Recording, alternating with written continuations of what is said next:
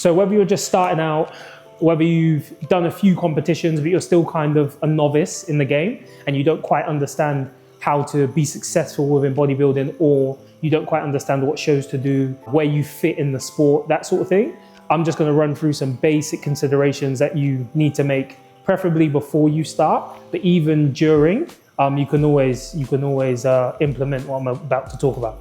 So the first thing you're going to want to consider in natural bodybuilding, which is what I'm going to be talking about today, is your eligibility. So drug testing, banned substances, that sort of thing. What have you been doing? Have you taken anything that's on the banned substance list? If you don't know, then obviously go and check. It's not always so sinister and malicious. Some people don't understand what is banned and what isn't. Just make sure you go and check before you go there and end up getting tested, and it makes you seem like a cheater just simply because you didn't know.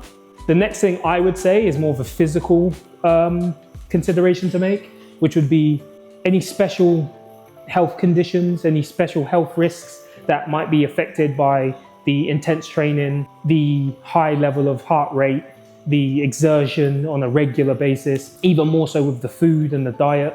Are there things that you need in your diet to be able to function normally? Are there things that you can't have? Are you diabetic, for example? Are you celiac? Are there things that you can't have within traditional foods that will make dieting more difficult for you? It's not to say that you can't be a bodybuilder, but it's definitely a consideration that needs to be at the top of the list, because it's going to make a massive difference as to how you look on stage, which is ultimately the whole point. The next thing to consider, in my opinion, lifestyle and flexibility. Can you fit what bodybuilding demands into your day-to-day life?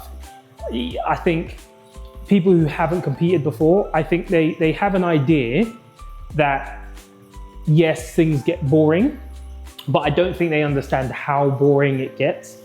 Bodybuilding, unlike any other sport, is 24 hours of the day, every day. If you're not thinking about eating, you're thinking about training. If you're not thinking about training, then you're thinking about sleeping. It's just a lot, it's a lot. And especially if you're gonna be a competitive bodybuilder, it's more than just looking good for the beach. There are so many things you need to consider, and lifestyle is one of them. Next thing, getting a coach or mentor. Coach or mentor. So why I would prefer a coach and why I would lean to coach is because a coach is going to, hopefully, a good coach is going to map everything out for you. You're going to pay them monthly or whatever it is, weekly, whatever they do, I don't know. Typically it's going to be monthly. You pay them, they should map everything out for you. They should tell you what to eat, when to eat it, how many meals a day. They should tell you what your training should be. That doesn't necessarily mean change the training you've been doing. You might train really well at the moment, so they might not have to change anything. But if it needs changing, they should also be able to say, I need to change this and this is why. They should be able to tell you, hopefully, advise you on where to compete, what shows are in the general area and vicinity of where you live. Yeah, they should be able to tell you basically your entire roadmap of what are you going to do, how are you going to do it, and when are you going to do it. That's what a coach should be offering you, especially there's always obviously going to be a different price discrepancy for your less experienced coaches versus the guys who have been doing it for, guys and girls who have been doing it for a very long time. But generally speaking, I would say they should be at least be able to consult you on a very basic level of what your diet should be, what your training should be, and what you need to improve on or where you need to be able to be competitive within bodybuilding. If they can't do that, I wouldn't call them a coach. I would call them maybe an advisor, like I say, a mentor, a consultant, something like that. I wouldn't necessarily pay them for that service. I think that's something that you can pick up from experienced athletes in the gym, but that's just my opinion. Obviously, once you've got your coach, once you've got your mentor, whoever it is, or whether you've decided this yourself because you've seen other people competing, friends, you're just a fan of some people, whatever. Once you've decided that you're going to compete, the location and the shows that you're going to be doing, massive consideration. Obviously, like I said, your coach technically should, in my opinion, but maybe might not, but they should give you some idea of what federations to compete with, what shows to do, when to do them, that sort of thing. The cost implications of that, the logistical implications of that, how you're going to get there, who you're going to go with, how long is it going to run for the day. There's quite a lot of considerations to be made just for you to get a good idea and a good feel before you go into it. You might go into the first day, your first show, you might go into your first show feeling like, okay, I'm going to go in there, I'm going to stand on stage, and I'm going to go home. I'll probably be done in an hour. Shows run differently. Some federations run their shows for 4 or 5 hours. Some federations run their shows for 6 to 8 hours. Depends. Depends how many classes, depends how big the show is. It depends when your class is. A lot of the time, obviously, if you're not on until the evening, then you probably don't have to get there first thing in the morning, but maybe you do because of registration. So all of these sorts of things, you need to be considered. And this is why I say a coach should really be telling you this, because how would you know to ask these questions if your coach doesn't tell you? How else would you know? That's just my opinion again. I'm not out here trying to take shots at coaches. How many shows are you looking to do? I think you get a mixed bag in terms of attitude of newcomers and novices. Some of them just want to dip a toe. They just want to do one show, see how it goes and make a decision from there. That's what I was like. But then you have other guys who have seen their friends do it or seen whoever else do it, and they've immediately got the bug from the sidelines and they've said, oh, I'm going to do this show and that show and I want to do this and I want to do that. And you go off and you plan all these shows that you're going to do. It is, again, your coach's job, in my opinion, to advise you on, okay, yes, you can do 4 or 5 shows, but the gaps between the shows need to be this long. Or if these shows are back-to-back weekends, this is the implication of doing that. I'm not going to tell you not to do it, but these are the implications of you doing a show with that small of a gap between the 2 shows. These sorts of things, again, you yourself are not going to know. So a lot of this comes back to what your coach should be advising you. Again, a coach isn't going to tell you what to do. That's not what you've hired them for. You've hired them to advise you, to give you expert knowledge and expert information that you should be able to consider and make a decision on for yourself. I would say another thing that is probably a little bit more finicky and probably a bit more specific, and your coach or mentor will be able to run through with you, but considerations of things like tan, who's going to tan you, who are you going to go to these shows with, who are you going to be with before you get to the show, who's going to tan you, because, or shave you even, get you ready, because that's another thing you might not know. You have to shave the hair off of your body before you tan to make sure that under the lights it doesn't look funny and you don't look all like a hairy monster, because off stage you might just have those little baby hairs, those blonde hairs that no one really sees, but under the floodlights with tan on and glaze, it's very, very noticeable. So little things like that you need to make sure you do. Where are you going to get your trunks from? Who's going to shave your back? Who's going to tan your back? Where are you going to get your trunks?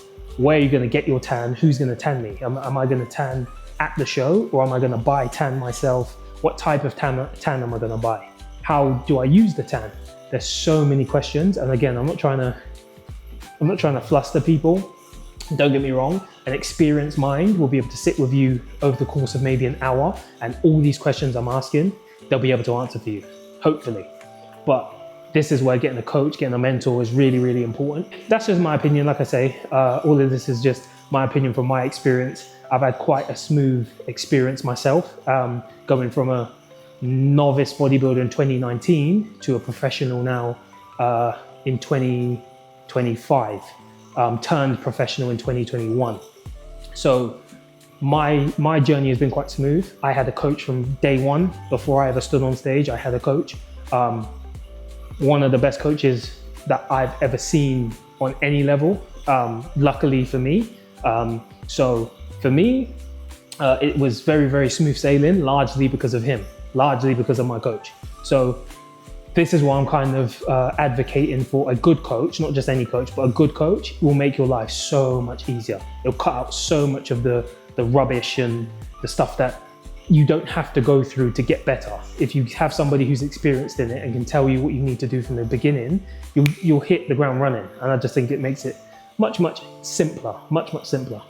Finally, because I don't want to drag this video on too long, would be, why do you want to be a bodybuilder? I think that is probably an easy question, but a difficult question to answer, because typically when we come up with these dreams and aspirations and ambitions that we have, we don't have to answer for them. They're in our own minds. So you don't have to necessarily think of something and then have to go and explain to somebody why I want to do this thing or why I'm dreaming of doing this. But I do think it's really important. And the reason that it's important is because bodybuilding is really hard, namely prep. Prepping for a competition is incredibly difficult. And largely, for large parts of it, 60 to 70% of it, you're on your own as far as physically, literally being on your own. You're on your own. So when you have cravings, when you see the biscuits in the cupboard and you want to pinch one, there's nobody really there to tell you not to do it. So all of these sorts of things, you're on your own. When you get a little bit more fatigued throughout prep and things get a little bit more difficult, are you in the gym on your own with your headphones in, making sure that you push to the absolute limit and give 100% effort? I don't know. So for me, your answer to why do I want to be a bodybuilder needs to be something really, really strong. It needs to be something filled with passion. It needs to be something that's very, very compelling to you. Because in those hard, difficult moments, that's the only thing that's going to matter. You're going to sit there and you're going to say, oh, well, it's only one biscuit. It doesn't really matter. It's only one sweet. It's only one cheat meal. It's only one this. It's only one that. You then have to ask yourself, why am I doing this? Why did I decide to do this in the first place? And if the answer is just for a bit of fun, you're going to go and have that cheat meal. You're going to eat that biscuit. You're going to have that sweet. If you have a really compelling reason as to why you're doing it, you're going to sit there and go, that sweet can wait, that biscuit can wait, that cheat meal can wait. I'll get to that when I'm done. But for right now, this is the most important thing to me, and this is what I need to do to make sure I reach my goal. That is really important.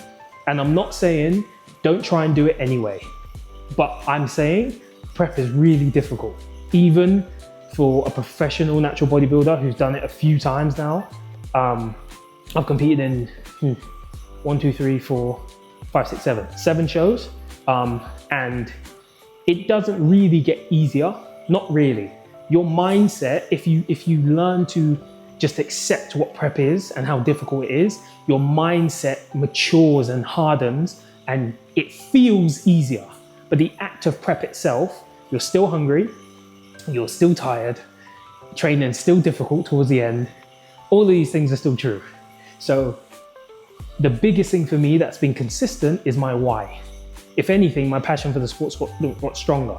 But the minute that my passion and my answer to why am I doing this gets any weaker, that's when I think I'll step out of the sport, because that's the only thing driving me through those really difficult moments. When everything's good and you look great and you have a pump after a workout and you go look in the mirror and you look fantastic, everybody's a bodybuilder then. When you're flat, you're tired, first thing in the morning, again, I'm a father, so I have a child, I have a wife, I have a full-time job, I coach as well, I'm an online coach as well. I'm obviously doing content now and I'm training. So I've got all these things going on. I can't for a second tell myself, oh, this is too much, because the minute I do that, that's when you start making compromises, and you can't compromise if you're going to be a bodybuilder. Everything needs to be 100%. And unfortunately, you have to juggle everything else as well. That's just the life of it. Some people have slightly more, well, goes back to my second point, lifestyle and flexibility. Some people have a better lifestyle, more conducive to doing this. But again, without the why, it doesn't matter how conducive your lifestyle is, there will always be a small obstacle that's going to make you think, oh, this can't happen. Whereas for me, because my why is so strong, because I'm so passionate, even though my life seems chocked full of other things that need priority, I find the way. Because I care that much, I find the way. So even though I've left it till last, of all the things I've mentioned, that is probably the most important thing. That's probably the most important thing. So yeah, I hope you enjoyed the video. I know I wasn't training and huffing and puffing and sweating. I'm actually just about to go train back. But yeah, I hope you guys enjoyed it. I hope it was informative for you guys. And if you have any questions on getting into the sport, if you've been in the sport already, you just want to know your next steps, and if you need some help with anything, let me know. I'm also on Instagram. I'm also on TikTok. So yeah, if you want to drop me a message, I'll be happy to help.